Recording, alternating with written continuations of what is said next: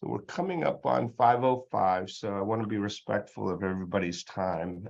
So I'm going to go ahead and I'll just kick us off by saying what I think everybody knows. Unfortunately, after almost 10 years, the A4 study released its top line results, meaning the sort of bottom line results. I don't know why they call it top line results, bottom line results, which was unfortunately that the use of the drug solanezumab, which was the anti-amyloid drug that was being tested in the study, did not seem to benefit individuals who were getting the drug, either in terms of slowing or delaying development of symptoms, or in terms of changing the amyloid, clearing the amyloid protein out of the brain.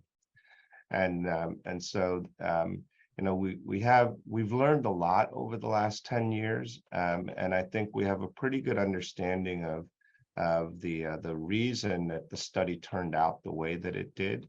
But nevertheless, after the length of time and amount of energy that you all have committed to this study, it's a very disappointing result. There's no question about it. But we wanted to. There are a lot of other sort of developments that have been happening, and so several of you had already submitted questions, some of which overlap, and a common one is, okay, so the A4 study doesn't look like it was successful. What's next? What are my options at this point? And I'm actually very happy to report that there are options. I had Lauren pull records for me to review, to kind of refresh my memory, because I hang around with too many people with memory problems and it's catching. But she refreshed my memory so that I was able to review the records. And it looks like most everybody that's been in the A4 study has continued to do very well in terms of the cognitive performance, in terms of classification. And that's great, because the solanezumab, which was the drug that was being tested in A4, is an anti-amyloid antibody. But with amyloid, that sticky protein that's part of the amyloid plaques that accumulates, there are different types of antibodies that can be used to attack that amyloid. And the solanezumab actually has a preference for capturing the A beta protein when it's floating around sort of all by its lonesome, something called a monomer.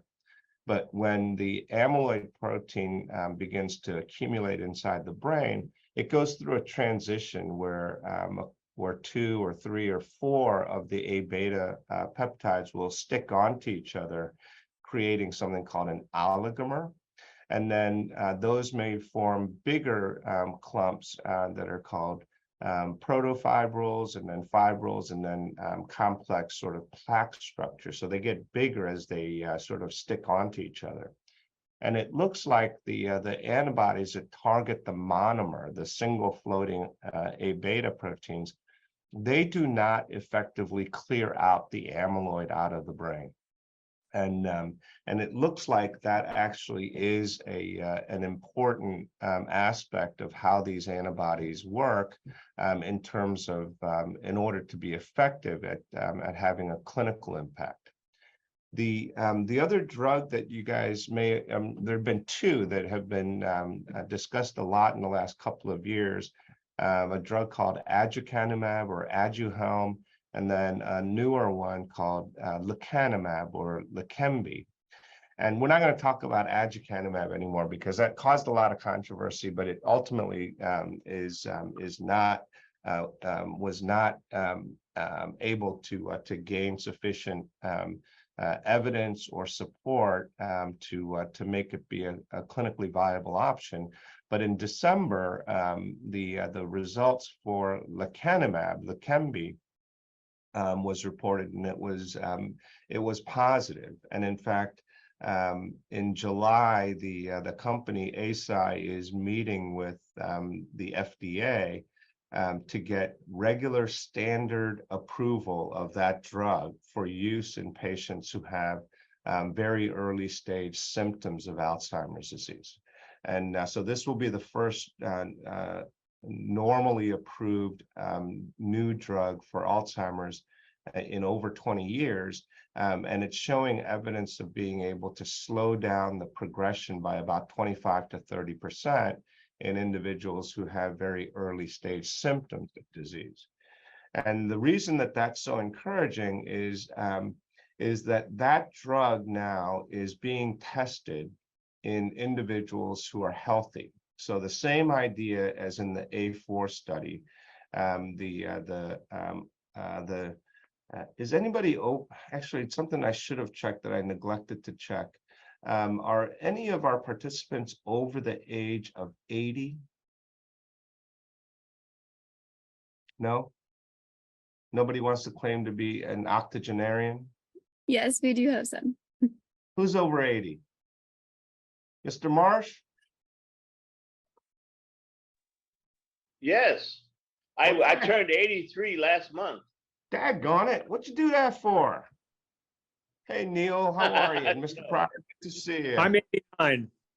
Yeah, well, you were in Learn, so I was before you jumped on I was talking about the difference between Learn and A4. But the reason I ask about age is there's another trial, and we'll have to have separate discussions, Mr. Marsh, about you. The reason I ask about being over 80 is because this new trial is something called AHEAD 345, and the upper age limit in that study is age 80. Now, there was discussion about at the last meeting with AHEAD investigators and A4 investigators about whether we could funnel our A4 participants into the AHEAD study. And everybody is sort of enthusiastic about that as a means of facilitating entry into another trial, because those of you who've been in the A4 study have been in the study knowing that you had evidence of the amyloid pathology on the PET scan, and so that that can be an uncomfortable piece of information to have. But let me stop right there for a second and reiterate something that I've said many times. When we look in brain banks, in our brain banks across our Alzheimer's centers, and when I have gone and queried that data set and said, all right, I want to get the results of brain autopsies on people who are healthy, people who are cognitively normal, no memory loss, no MCI, no dementia, nothing. And I look at the autopsy findings. At least a third of those individuals who are completely normal had abundant evidence of Alzheimer's pathology, amyloid plaques and neurofibrillary tangles. And the reason I emphasize that point is that lots of patients, and not patients, lots of healthy persons may have evidence of Alzheimer's pathology who never develop symptoms. So one of the unknowns in the A4 study and also in the AHEAD trial is we don't yet know how to predict who's going to develop symptoms. And so the very fact that you had evidence of Alzheimer's pathology on the PET scans when you entered the A4 study, that does not necessarily mean that you're doomed to develop Alzheimer's disease. It presumably means that you were at greater risk, but ultimately we cannot answer the question of, am I destined to develop Alzheimer's disease? We just don't have the tools to do that. Dr. Long, yeah. I got myself unmuted. This is Jerry Crooks. I'll be 82 very soon. Okay, so you're another one that we'll have to have separate conversation. Neil Pryor, 89. I know you're 89, Neil. Quit bragging. Thank you. Keep going. The problem comes when you quit getting older. Yeah, that's right. But so it's an uncomfortable piece of information to have. The folks in Learn were told that they don't have Alzheimer's pathology, and we were just following along to learn more about normal aging-related changes. But with the AHEAD trial, the drug that's being tested in the AHEAD trial is lecanemab, the drug that is now FDA approved for use in patients with very early stage symptoms of Alzheimer's to clear out that amyloid. And so if that drug is effective in very early stage individuals with patients with symptoms, logic would dictate that that drug should be perhaps more effective when it's used earlier in the stage of the development of the pathology. And so I think many of us are much more optimistic that now, having learned what we've learned about these different amyloid drugs, that we know that certain anti-amyloid drugs will be more effective than others. And lecanemab certainly looks like it's going to be a far superior drug to solanezumab, which did not show any significant effect. So that is going to be an option with a couple of logistical issues. So depending on how long individuals need to wait from the time that they had their last infusion for A4, that will dictate the timing of when individuals will be eligible to potentially screen for and enroll in this other prevention trial. So I think that was a question that that a number of folks had in terms of other options for clinical trials, and there are other opportunities that may come along. The challenge right now is the biggest prevention trial that's happening right now is the AHEAD 3-4-5 trial. I believe, I have to double check this, I believe Lilly is currently rolling up their own prevention trial with their anti-amyloid drug, something called donanemab, and that drug also looks quite promising.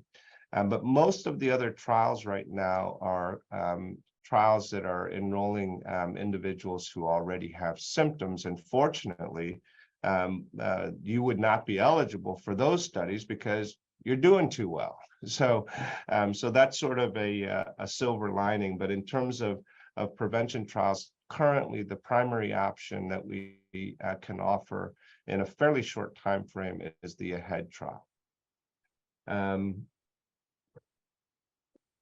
I don't think there were any other really unrelated questions. So let me open things up to see if any of y'all have. Just unmute yourselves if you have any questions or disappointments or grousing about I did a lousy job or Lauren's doing a fantastic job. Anything that that you want to question or comment on, please.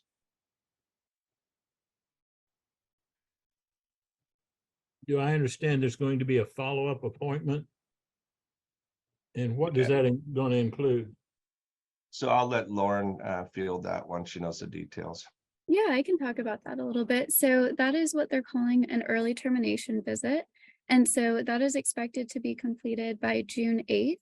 There will be no imaging, so we won't have any MRIs or PET scans, but that will include cognitive testing, so the iPad testing that you all have taken many times before, and then also that paper and pencil cognitive testing that we do once every 6 months.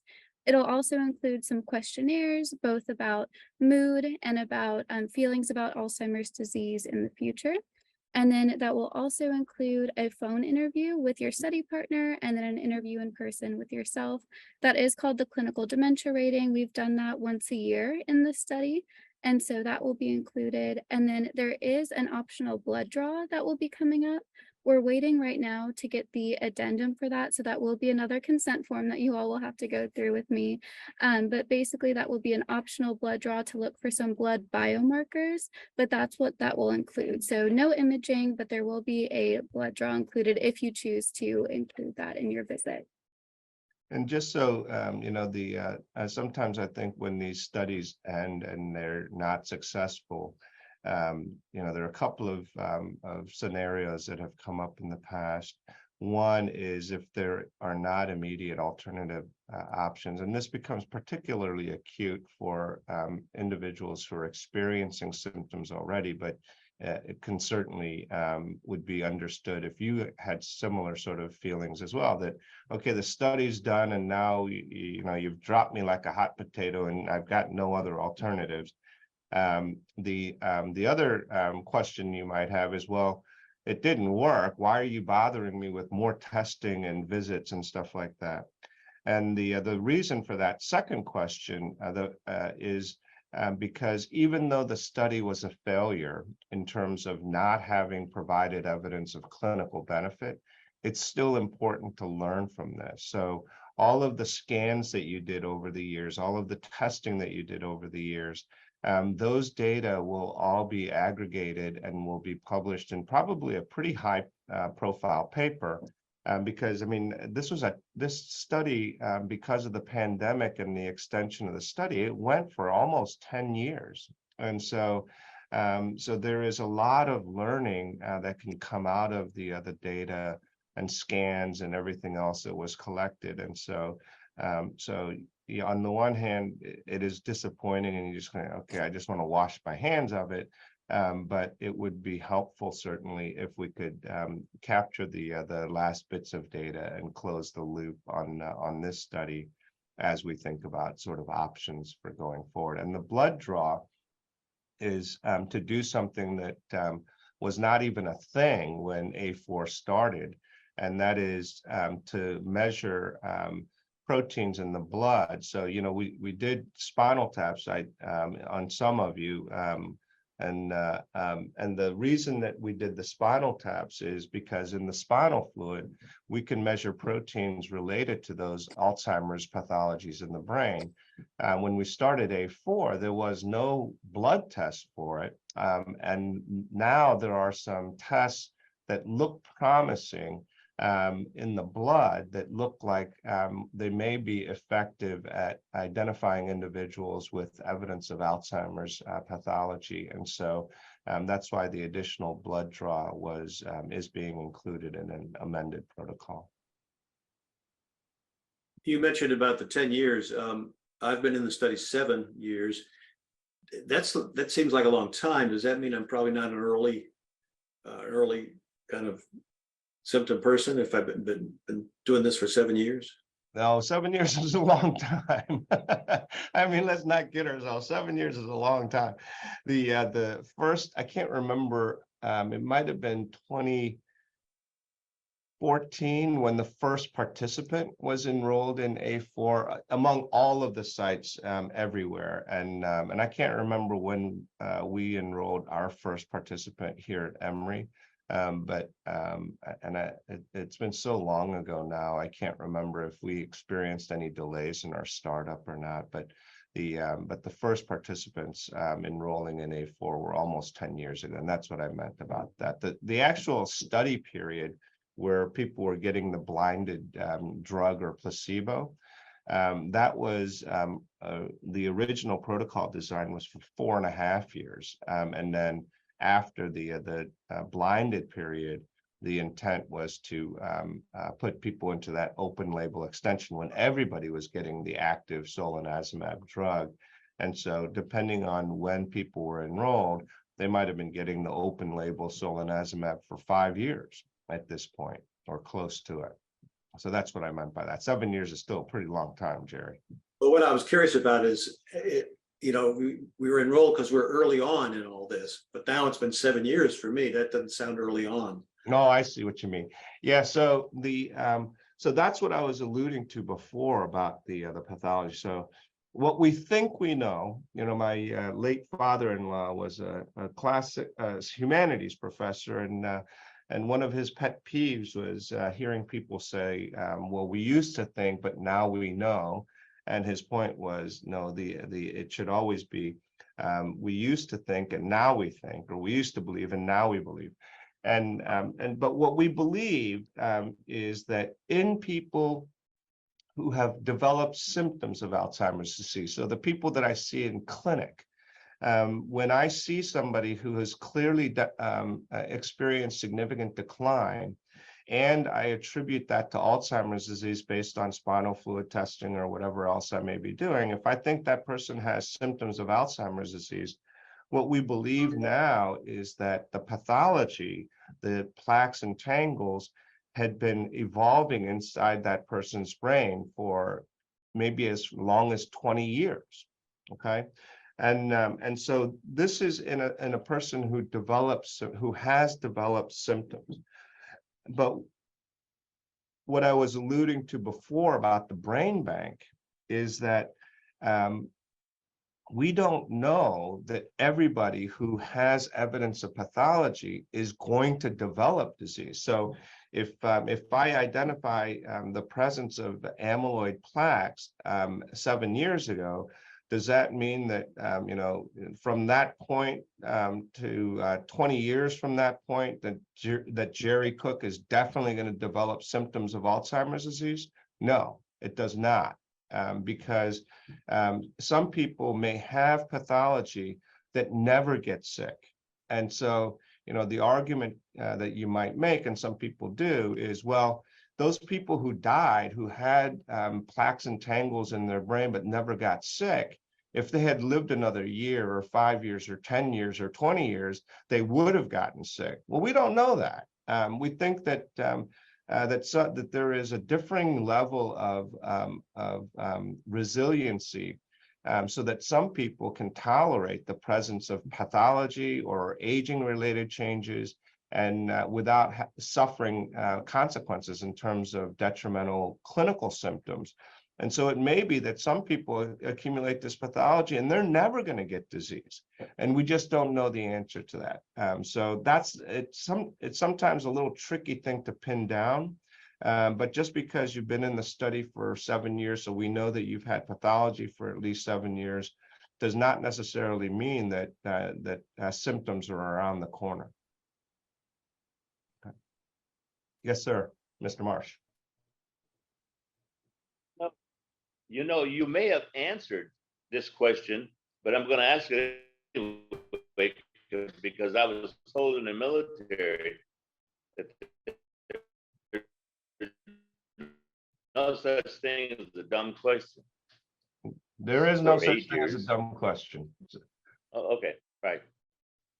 If during that period of time, someone had developed symptoms that you saw were leading toward serious onset, would you all have notified them during the study? Absolutely. Absolutely. In fact, that was one of the things that I was anxious about, just because I couldn't remember everybody's testing results. But yeah, if there is indication of decline, and in fact, if one or more individuals develop symptoms, that you went from this asymptomatic stage to a symptomatic stage, especially now with the FDA approval of lecanemab, it's a completely different ballgame. It would be, in fact, it would be unethical for researchers to withhold potential treatment. And so, yes, I was very happy to review sort of longitudinal cognitive results and see that everybody had remained in the control stage, controlled group. So nobody had progressed to mild cognitive impairment or mild dementia. So everybody was still in that control stage. I'd like to comment about that, because I was kind of disappointed in the cognitive testing. It felt to me like it often wasn't designed to catch the ways I was experiencing myself having more problems. And I can say in the last 2 months, I've noticed some significant progress in my memory problems.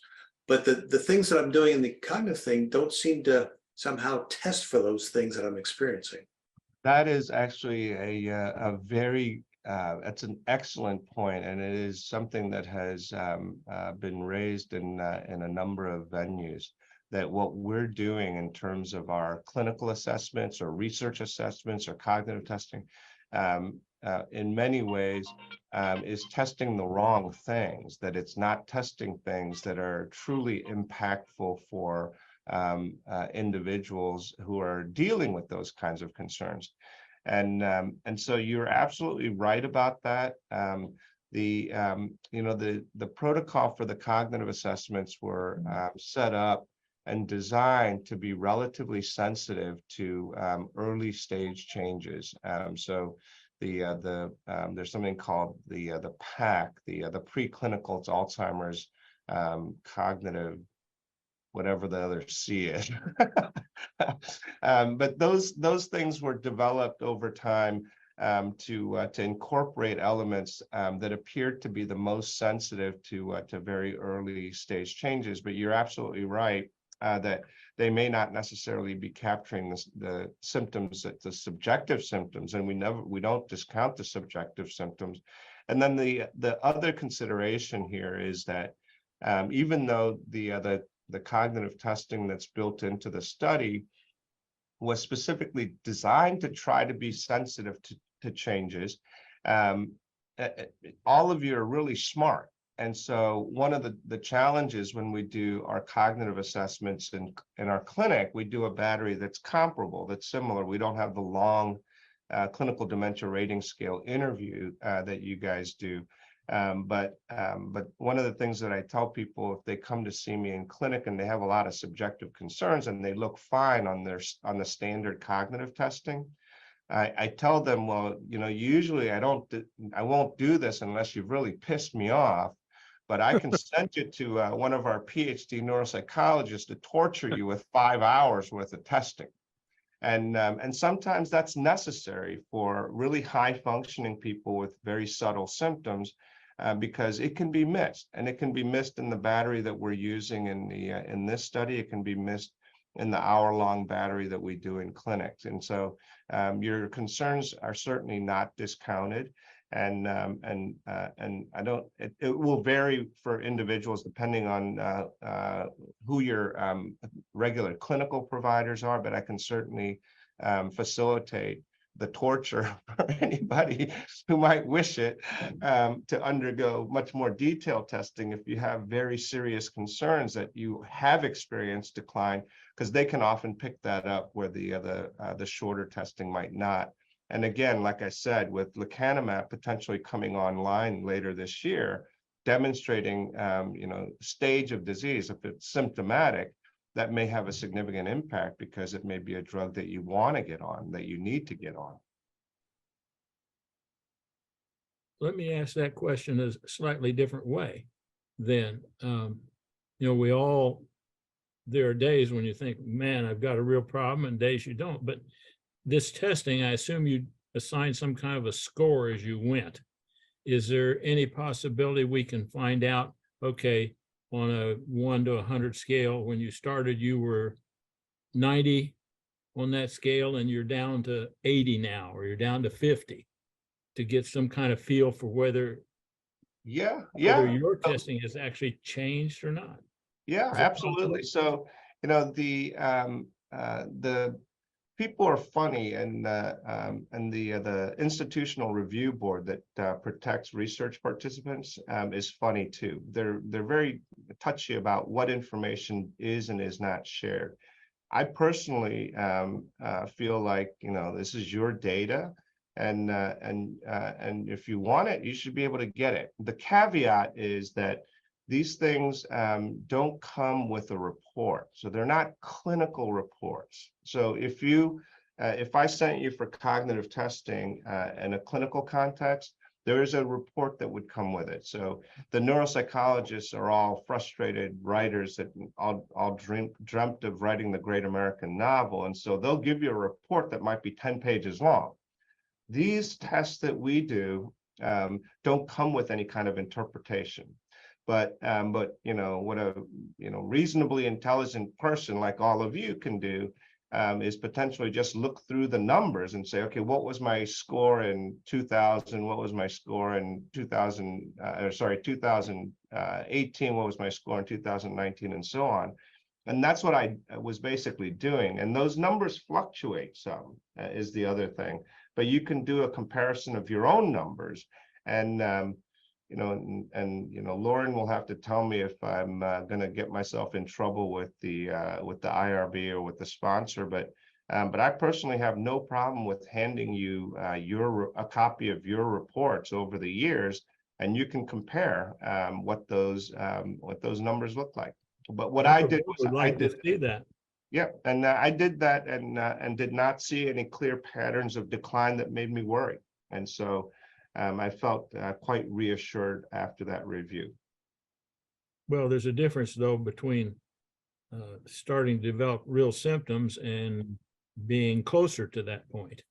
Yeah, and so whether the testing would reflect that or not, again, there's a limited sensitivity and limited accuracy of any test. So, Do you think we'll get that or not? The test numbers? Yeah. If you want them, let Laura know, and I will make sure that they're not going to put me in an orange jumpsuit or anything. But but yeah, I got no problem with sharing that with you. I wouldn't want that, but I would like to see those numbers. Yeah, of course. Yeah, we can share those. The only guidance I've seen so far is that it would just need to be after that early termination visit, because they don't want your interpretation of the results to kind of interfere with that final cognitive test that we'll be doing at the early termination visit. But after that, I am free to share that with you all, and I can definitely do so. Appreciate it. Sure. Yes.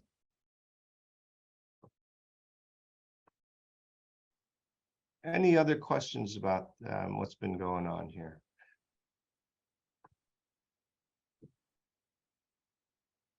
Yes, sir. You're on mute, Mr. Marsh. You mentioned early on that we could all give a shout out to Lauren. And certainly I'm always in a position to give shout outs to whom it is deserving. And I certainly would say that about Lauren. There have been several. I've had the privilege of being able to see about 4 different personnel as coordinators, and they've all been outstanding. I can honestly say that. And so that has been one of the pluses during the entire term of my involvement with the clinical trial. Just for your FYI. I certainly appreciate that, and I echo that. I've been very fortunate. We all have been very fortunate to work with really outstanding staff that make these kinds of studies possible. So thank you, sir. Thank you. So I just want to say, so I coincidentally, I had to give internal medicine grand rounds a few hours ago, and the general internal medicine and other internal medicine subspecialty folks are really excited right now about what's going on in this space, because part of me kind of grins because all the primary care docs and internists who didn't have to work so hard when it came to making decisions or treatment decisions about patients with Alzheimer's disease. They're going to have to get more educated and learn stuff now, because things are changing at such a rapid pace. Even though this is just the first step, this success with lecanemab, I anticipate there's going to be, like I said, follow-on success with other anti-amyloid antibodies. There are treatments that are being tested now to remove the tau proteins. And where, the question that you were asking about, where am I in the course of the disease? Am I closer to developing symptoms? We've been working actively to try and develop tests to predict who's going to be closer to developing symptoms. Those are all research activities that need to be translated and proven. But I think we're getting so much closer to being able to answer some of those questions that we can at present only partially answer, and also being able to couple that with drugs, not just the amyloid and tau drugs, but other drugs that are targeting things related to inflammation or injury to myelin or to synapse function. So the field is just exploding, and it's just accelerating. This is the first time that I've been able to tell my patients in clinic that I think I'm going to have something to offer for you that's going to be more effective than these puny little drugs that we've had for 2 decades or more. And I've already for 20 years been promising the children of my patients that before they get into the really high risk age groups that we're going to have effective treatments. 20 years ago, people used to tell me I was crazy. I'm more certain now of that the next generation are going to have great options, and even current individuals who are experiencing very mild stage symptoms are going to have options that were not available just a few years ago. So I just want to it really is an exciting time, and it was a long time coming, but I'm really glad to be where we are today. Yes, ma'am. Please unmute yourself. There you go. I always have to do all those kind of things. I'm interested, I know you wouldn't remember, but I'm a med tech, I'm a lab person. I'm very interested in blood work. It sounds like there is a test out there, but it's very expensive right now to do it for every day. And at this point, I don't know what we really learned from it other than we maybe got those proteins. Can you talk a little bit about what you might know about that? Is that out there? So there are several that are that you can get if you're willing to pay for it, because none of them are FDA approved. They're all the ones that are available are all what are called laboratory developed tests. None of them are in vitro diagnostic tests that are approved by FDA.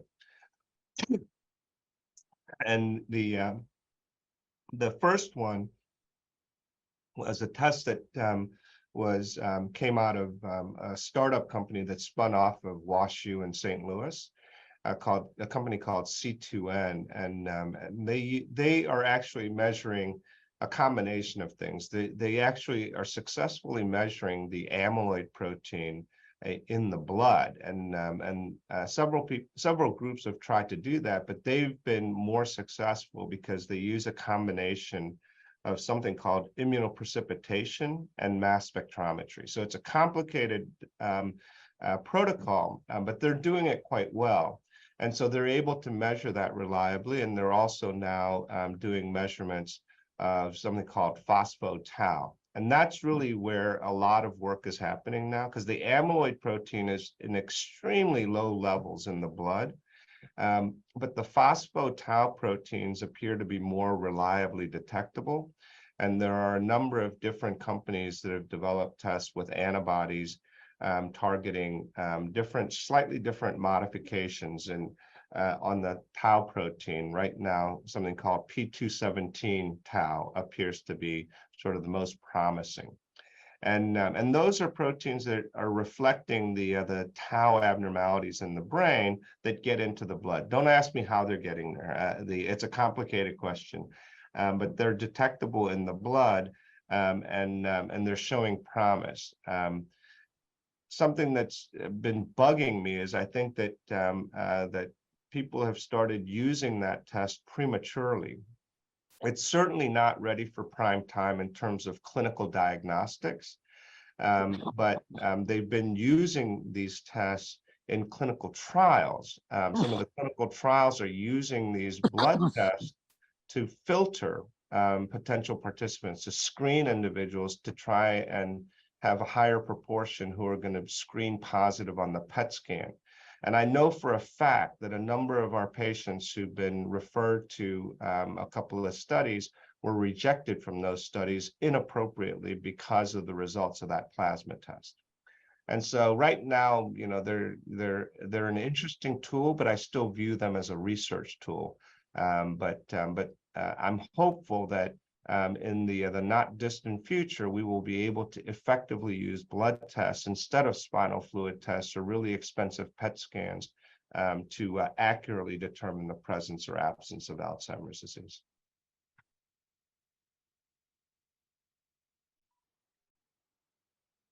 Mr. Pelfrey, did you just join us? You're muted.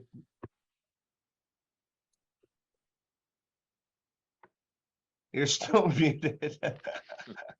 There you go. Okay, yeah, the little icon was not working. I had to get Okay. Yes, sir. I'm sorry. I've been fighting the computer for more than half an hour to get here. I apologize Uh-oh. for being late.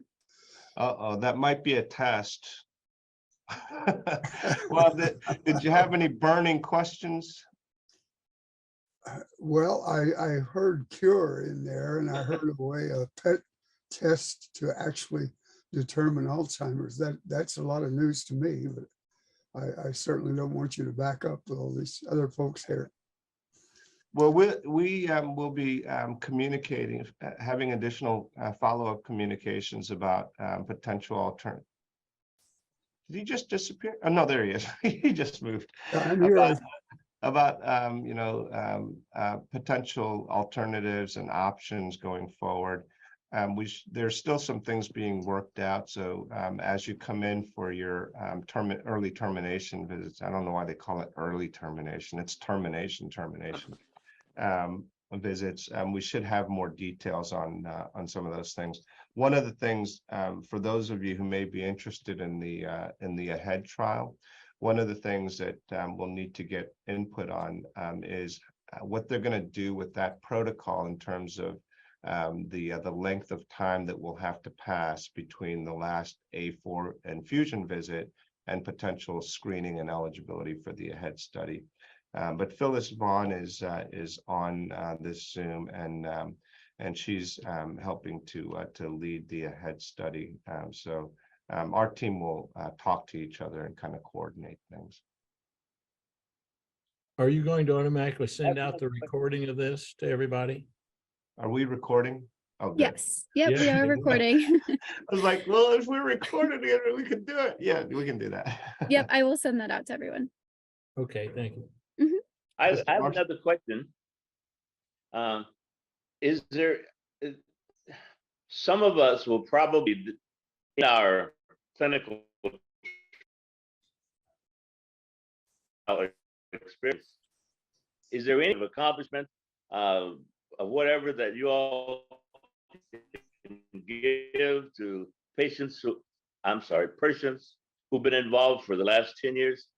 Thank you for your service. I'm sorry, Mr. Marsh, your connection was sort of buzzing through, and I couldn't quite make out what you were asking.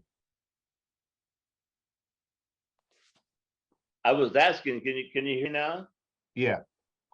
I was just asking, is there some type of certificate of completion, certificate of gratitude? You should get a damn medal is what you should get after the length of this study. You know what? Let me check into that. You certainly deserve It's something we'd all like to have. Yeah, no, I absolutely agree. The level of commitment that you all have shown to this study, you and your partners, certainly deserves abundant recognition. So I will charge the team with creatively coming up with something for us. Thank you. Thank you. Okay.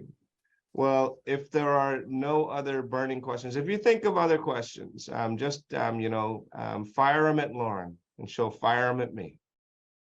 Okay. All right. Well, thank you all so much, and have a great evening. All right, and I just wanted to quickly say kind of an overview. of the next steps here. So for A4 participants, like I had mentioned, we will have that early termination visit that is supposed to occur by June 8th, but we're waiting on that blood addendum to come through. So once I have that approval, I'll start to reach out to you all to schedule that. And then for Learn, we will also have that early termination visit, but that'll happen sometime in late summer. So just kind of be on the lookout for communication from me about that.